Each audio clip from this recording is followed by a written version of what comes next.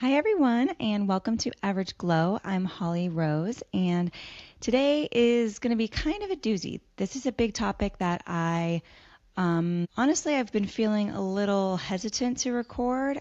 I recognize it's kind of one of the first episodes I need to record so that for those who don't know me can get a little bit of my backstory, kind of understand why I feel compelled to share my story and why I feel like I can help you with yours. So, this is a big one today, and today we're going to be talking about infidelity. We're going to be talking about cheating, and there's just so many different facets to cheating. So, this is going to be probably several episodes worth of content, not all in a row. We're not going to be able to dive into all of it today, but I do want to kind of start with a nice base of a little bit of my backstory and kind of what I've been through so you get the idea of how I can help you and how you can see where my life has fully progressed to if maybe you're in the thick of it, in the deep, dark corner of it at the moment, and see how it is to come out of it. And I don't want to talk about this for too long. I'm really excited to get to my episodes where I'm just like all in helping you and getting past all your challenges and glowing and growing and just getting to be this all-star shining light that you are. And so today is going to be a little bit of a downer. I hope not too bad. And of course, my goal is to make it be uplifting by the end of it and make you feel brighter than ever. But I do need to dive into my story. So let's talk about infidelity. So there's a lot of different types of cheating. There's you being cheated on by a very significant other, someone you call your life partner, your husband, wife, your soulmate, someone that is really near and dear to you. There's also maybe just being cheated on by a boyfriend or a girlfriend or somebody that you've only been seeing for a few months and how to kind of overcome that and get through that. There's also you being the one that cheats on your partner. That's a different facet of it. There's also you're the one that's being cheated with. You're the other person. You're the third one. You're the third wheel. So a lot of different facets of cheating. And today we are going to get into what is the most significant to me. Not to say, honestly, that I haven't been in all of those boats, but what's the most significant to me and the most relevant, the most recent is my husband, my partner, cheated on me. And this was a big one. I've mentioned in my last few episodes, if you've seen them, just, my life kind of got fully washed away from everything I had known, and I needed to rebuild and regrow. And this was one of the main factors because I had a beautiful, beautiful, beautiful life, and it was one that I had committed to forever. So before I get into it, though, I just want to disclose this is not a retaliation episode. This is not I want to talk badly about my partner, my ex-partner, for any reason. I don't really even want to bash him, and quite frankly, I'm a little worried this is maybe going to come out bitter just by telling you my story, and I hope you see that really what's drawing me to needing to tell this story is it's made me who I am today. And I'm actually so grateful for being in the position I'm in. Enough time has passed, enough growth has happened and occurred, and I've really worked on myself and worked on rebuilding my self-concept, as I've mentioned in the past.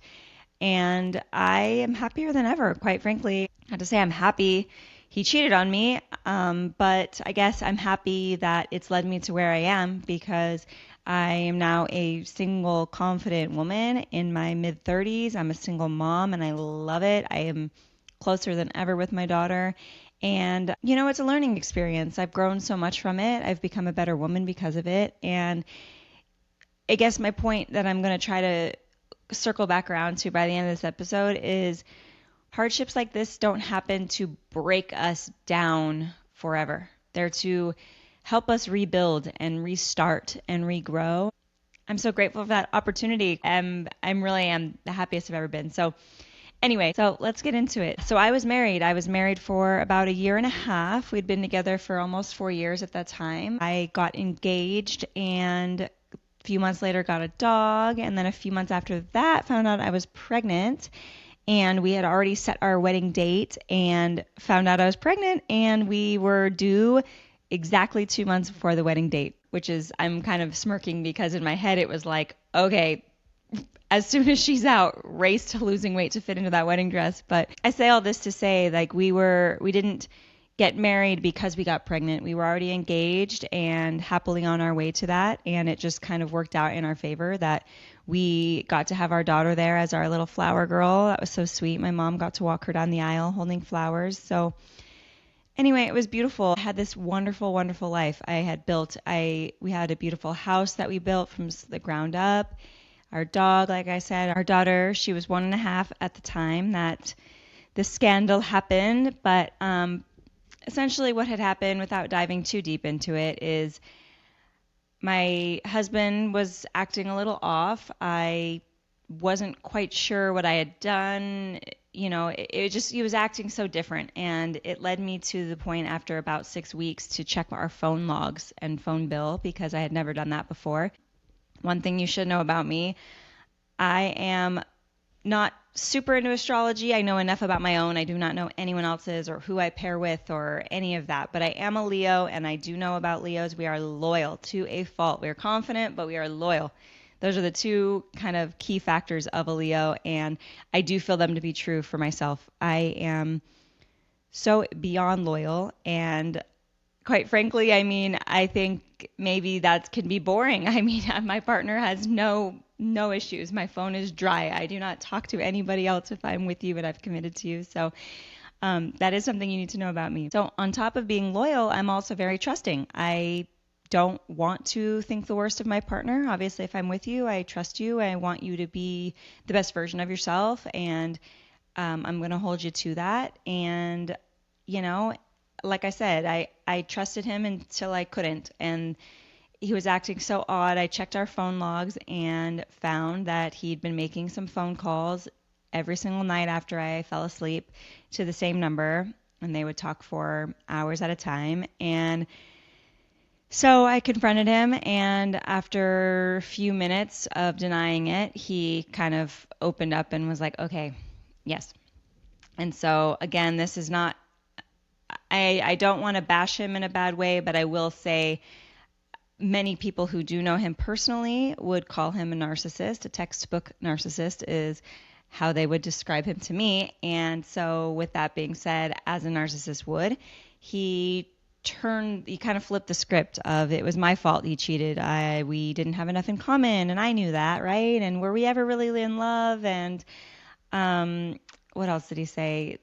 Things like, we haven't been happy in a long time, which news to me. I was chilling, loved my new life being a mom and working and doing all the things around the house and, being the best wife, the best mom I could be. But guess we weren't happy, didn't know that. And, just making excuses, and a couple hours of a fight. And ultimately the decision was that he can leave.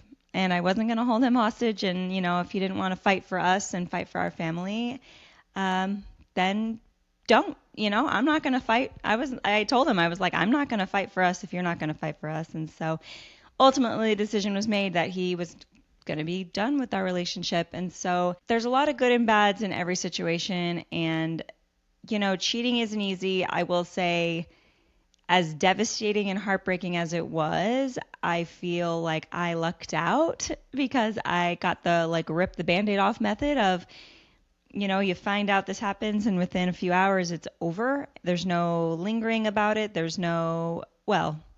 Let me back up. As a true narcissist, there were no apologies either. There was no, please forgive me, I want to stay, please, I'm sorry, it'll never happen again. Those conversations did not happen. So the decision was pretty clear in that moment. And I'm grateful for that because I'm easily persuaded and probably would have accepted his apology and gone about my business and not told a soul. And so I guess what I'm trying to say is there's optimism in everything. That your glass can be half full. There's positives in every single opportunity if you look for them hard enough. And in hindsight, listen, I'm about almost 2 years out from the whole scenario, and so Time heals all wounds. You will hear me say that many, many times. In hindsight is 2020, as the cliche goes, and it's true. It's true. I, as soon as he and I split, like the day after, I was like, oh my God, my eyes opened. I was like, oh yeah, no, actually, maybe we weren't happy in our marriage. Maybe he did kind of treat me badly, or didn't let me be the best potential, or anyway, I could keep going. But my point is, there's benefits to everything, okay? We can almost be grateful for being cheated on. Not to say if you're listening to this and going through it, you're going to relate to that. So let me help you out, okay? In order to get through this, many things are true, okay? Again, time heals all wounds. I've mentioned this on a different episode of, what to do when you've lost everything. And it's true. When you're so deeply heartbroken over something, and your self-concept and your future and everything just becomes a blur, you don't even know how to navigate and walk through this life. It just takes time, and time heals all wounds. And take it every single minute by minute, hour by hour, day by day. There will be so many tough moments, so many, just days and nights of pure sobbing from the soul. You lose your appetite. You can't even think about it. Your heart literally aches. It's crazy if you've never been through a heartbreak before. How you're like kind of, that term, and then you do get your heart broken. You're like, oh my God, like I feel it. My heart is hurting. It's hurting so bad. And, it is tough, definitely. So it is important to just kind of be in your feelings. Let yourself feel all your feelings. If you feel like you need to sob and cry, let it out. It doesn't do you any benefit to suppress those feelings. If you have the thoughts and you get through those emotions and kind of bear down and just feel, it will help speed up the process. I promise you that. Do not suppress your feelings. Suppressing your feelings causes trauma. This is, if you are cheated on into honestly, it doesn't even have to be a very deep level, but being cheated on can be so, so, so traumatic. And it's really important that any trauma that occurs to us in any scenario ever builds us and isn't what we carry on to the future. It can be a part of our story. It can be in our background and in our mind, but it's really important to not let it be of a detriment. You want it to only be of a positive impact. And so that brings me into being a victim, okay? If you are cheated on, you are the victim of a very heinous crime. And I say crime, I mean it. I cannot believe it's not illegal to cheat on somebody. It is so hurtful and so painful. And you are the victim. And it's okay to feel that way at first when you're hurting, and for however many months it takes to hurt and heal. But it's really important that we do not stay in a victim mindset. I plan on getting into this in its own episode entirely. It's so important not to stay in a victim mindset, because all it really does is hurt you. This person, if months go by, years go by, and you're still playing the victim of, well, he broke my heart, he hurt me, he ruined my life, he turned my life upside down. All things are true. Those are all true things. But did he also bring you to a new life? Did you turn that around and flip the script? Did you, it doesn't have to define you, because sure as hell, it is not defining him. He is moving on. He's doing something else bad to the next girl. Trust me, this man in my life has a pattern, and most people who cheat have it in them. And until they seek therapy or really seek self-growth and self-improvement, it's just a default. It's what they'll always default to. It's their way out of relationships. It's their way out of being honest and sincere with their feelings. And so it's important that you give yourself that grace to recognize, hey, I've been deeply hurt. This wasn't my fault. Something has happened to me.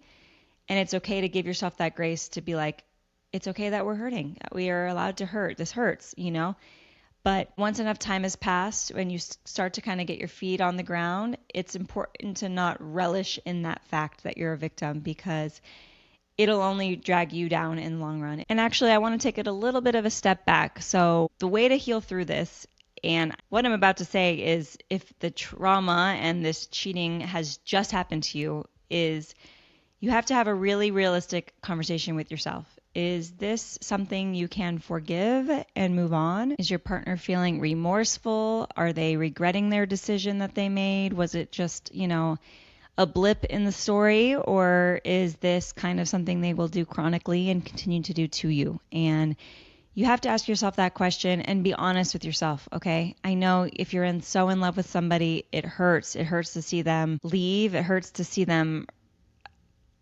have these feelings for somebody else. And it hurts to think like that they could be gone. I mean, heartbreak is not easy. It definitely isn't. But you need to be honest with yourself, because if this is something that's going to keep occurring and it's just kind of like this person has you in a chokehold of when's the next time he's going to cheat and oh, he did it again and I'm forgiving him again, then, why are you wasting your own time? We only have one life to live, and it's probably time to get out of that relationship. And mind you, I get it.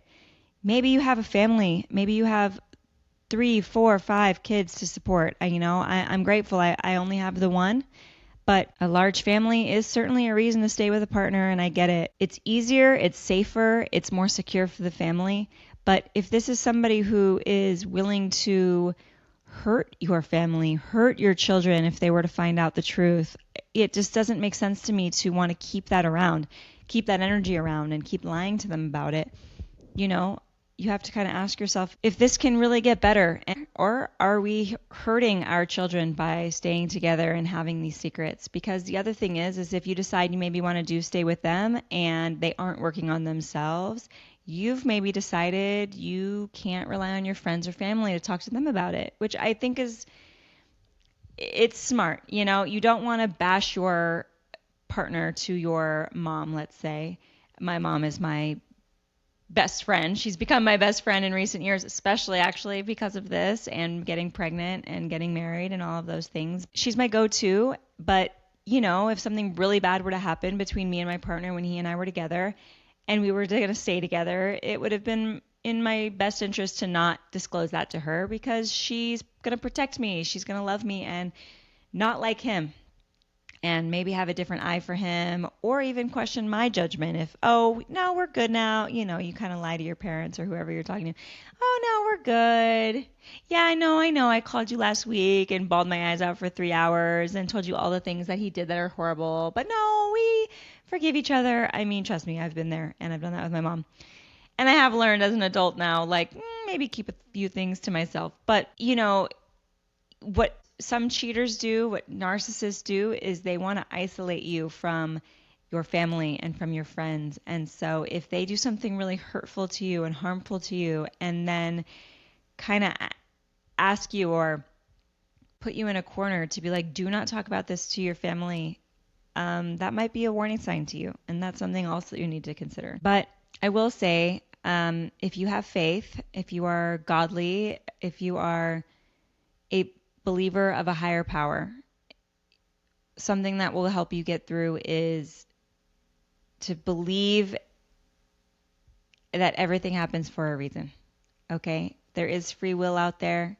People are going to do what they're going to do. All right? My ex has a pattern of doing this exact same thing that he did to me. And when he and I got together, he love bombed me and totally had me convinced he was this changed, perfect person. And I do believe, although it is in his free will to make the decisions he made, I do believe God put him in my life for a reason, because what he was able to give me with my daughter and my home and the maturity to become a wife, like a true wife, it settled me down. It helped me grow. It made me evolve into this kind of superhuman within the 4 years I was with him. I mean, I was so resilient and able to take care of myself. And quite honestly, I was able to take care of the house, my daughter, take care of him. And when he left, it was like, cool, one less person to take care of, to put it kind of bluntly. But,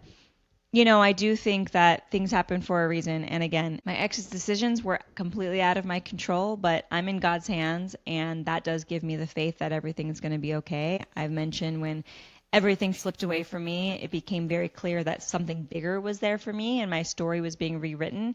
And that's all part of it too. But you know, maybe I was cheated on to talk to all of you about it. I mean, that's actually what I really believe. I believe I was put through all of these hardships and these changes in my life, in my adulthood, and in my childhood to connect with my audience and to give you my empathy and my authenticity and show you, I'm a real person. I have lived an average life. I still continue to live an average life, although I'm elevating every single day. And hard things happen to everybody, whether you're good or bad. It's not about punishment. It's about growth and learning about yourself and evolving from it in the way that you should. Now, some people, something bad happens to them and then they decline. And those are not my people. If you're listening to this, that is not you, because you're already on the right track to elevating and glowing, and that's what we're here for. And so I'm happy you're here. If you are going through this, please know, please know, it is not going to last forever. This feeling does not last forever.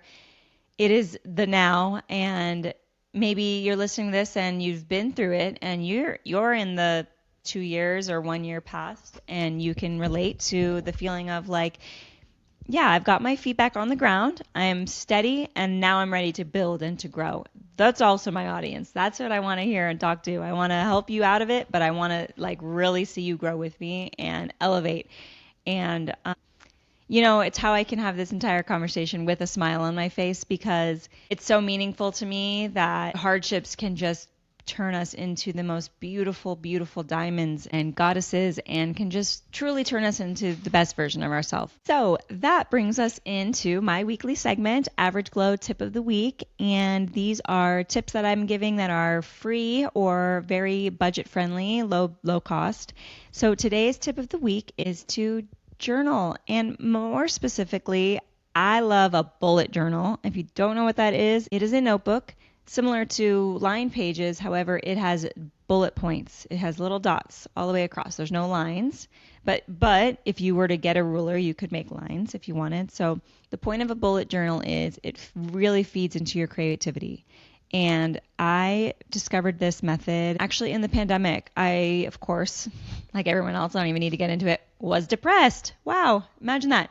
And I found this method on Pinterest, I think, and I bought a bullet journal. They're, I don't know, $10 maybe cheaper. I don't know. I found one on Amazon, a 2-pack on Amazon, and I bought a pack of markers with, a couple variations of each color.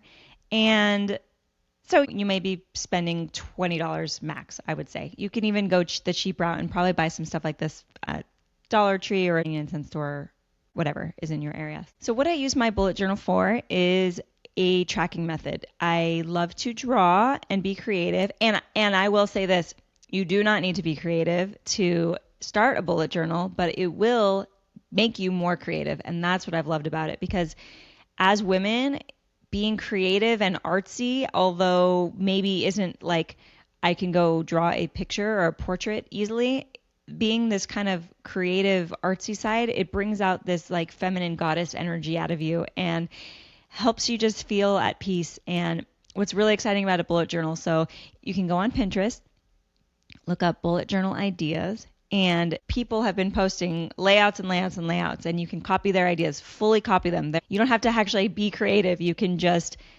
start copying someone exactly the way they did theirs and build from there, and maybe doodle a little extra of what you like. But you can look up all these ideas, and specifically what I use my bullet journal for is a few different things.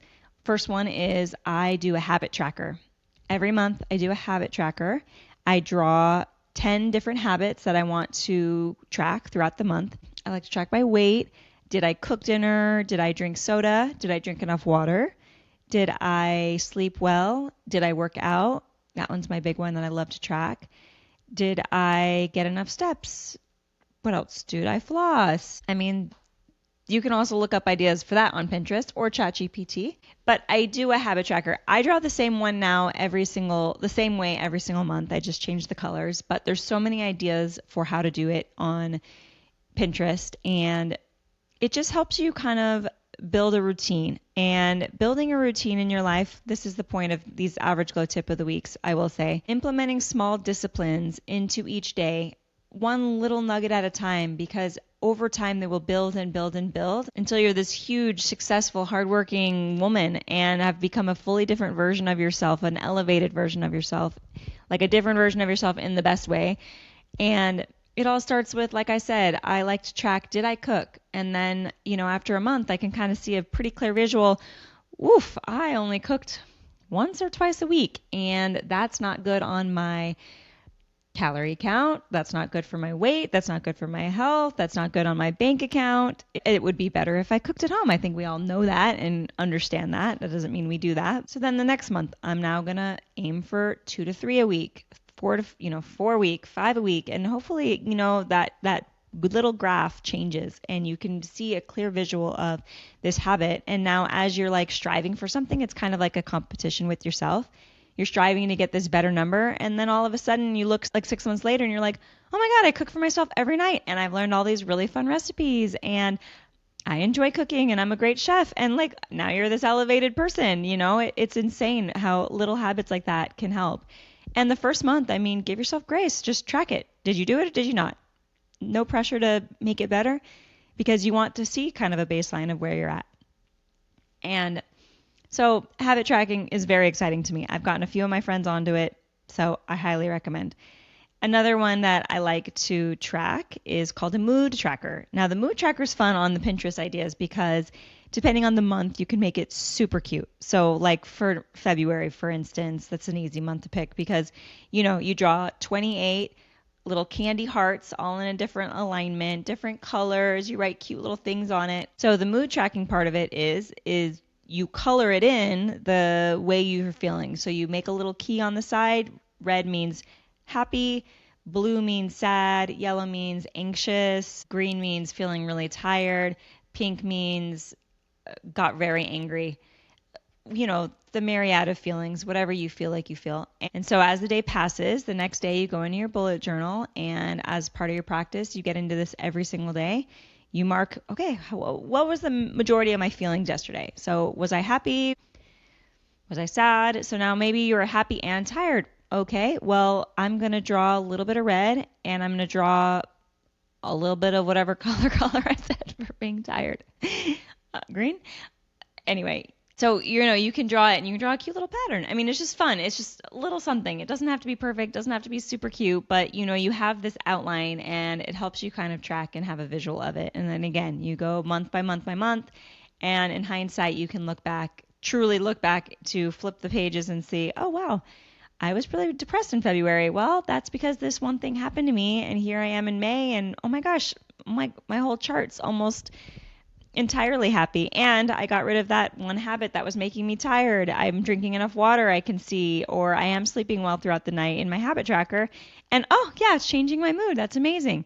So things like that. It's just building you. It's helping you every single day, and it's just helping you develop these good habits and becoming this kind of bigger, better person. And another thing I would suggest using your bullet journal for, I could go on forever, but I will just give you 1 or 2 more ideas. So one is, if you do like to doodle, or even if you don't and you're just trying to get into it, is just look up, I used to look up Bible verses, but look up inspiring quotes or inspiring affirmations.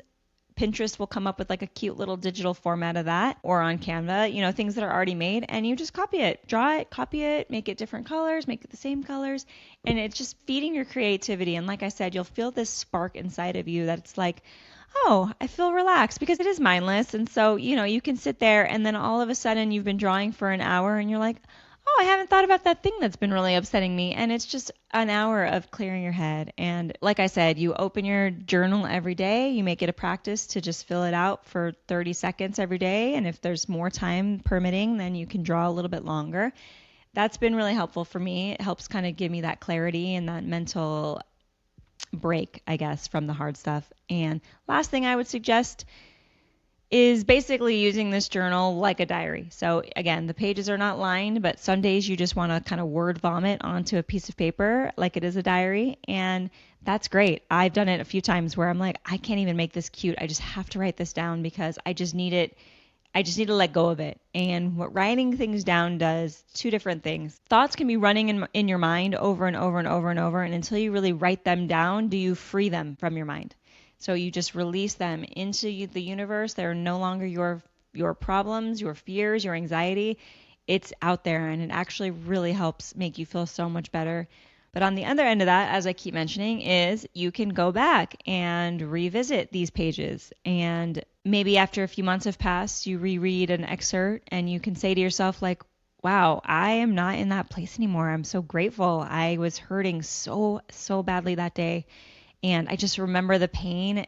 And now, don't read it if you feel like you're going to be triggered by it and brought back into it. But sometimes I know you want to test the boundaries of like, am I still in it? And so I'm going to try to read this. And hopefully when you read it, you feel like, wow, I've really progressed and I've made a lot of headway. And I've come a really long way from who I was when I wrote this. And maybe on that day, write again, write and reflect that. Say, I reread this page from this day and this is how I feel about it. It's really just the way to get better and to overcome hard things and become that glowing, beautiful, golden aura version of ourselves. And so ultimately, take care of yourself. Try a journal. Please let me know what you think, how you like it. Send me pictures. I will post some pictures of my habit trackers and my mood trackers and some from my early years as well so that you can see maybe some of my artsiness has progressed. So anyway, I hope you have fun with that. I hope you enjoyed this episode. This was a deep one, but really, really great episodes are to come. I really wanted to dive into the beautiful, beautiful parts of life and how we can grow and how we can manifest our dream and become these people we want to be. And so I appreciate you getting through this one with me, but please, please listen to the next one and keep on listening. Like and subscribe. Please leave comments. Please send me a DM. I am absolutely in there and will respond to you.